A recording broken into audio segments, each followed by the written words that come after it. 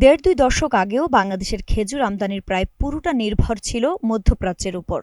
তবে এখন বাজারে যে খেজুর পাওয়া যায় তার সবই মধ্যপ্রাচ্য থেকে আসে, এমন ধারণা এখন আর পুরোপুরি ঠিক নয়। জাতীয় রাজস্ব বোর্ডের তথ্য অনুযায়ী ২০০৫-৬ অর্থবছরে মাত্র ৫টি দেশ থেকে খেজুর আমদানি হতো। এর মধ্যে ৭৩% এসেছিল ইরান থেকে এবং প্রায় ২২% সংযুক্ত আরব আমিরাত থেকে। বাকি ৩ দেশ থেকে মোটে ৫%। গত বছর বাংলাদেশ বিশ্বের ২৩টি দেশ থেকে ৯২,০০০ টন খেজুর আমদানি করেছে। এর মধ্যে ইরাক, ইরান, সংযুক্ত আরব আমিরাত, সৌদি আরব সহ মধ্যপ্রাচ্যের ৬টি দেশ থেকে এসেছে মোট আমদানির ৮৮.৫৯%। তিউনিসিয়া, মিশর, আলজেরিয়া সহ আফ্রিকার ৪ দেশ থেকে এসেছে ৯.৫৮%। বাকি প্রায় ২% এসেছে যুক্তরাষ্ট্র, যুক্তরাজ্য, ভারত, পাকিস্তান, আফগানিস্তান, চীন, জাপান সহ ১৩টি দেশ থেকে।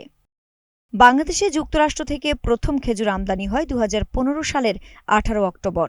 শাহজালাল আন্তর্জাতিক বিমানবন্দর দিয়ে ৩১৪ কেজির একটি চালান আমদানি হয় ঢাকার মিরপুরে।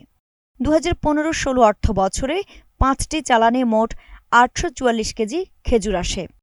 চলতি রোজার আগে গত জানুয়ারিতে ৪৭,০০০ কেজি খেজুর আমদানি হয়েছে যুক্তরাষ্ট্র থেকে।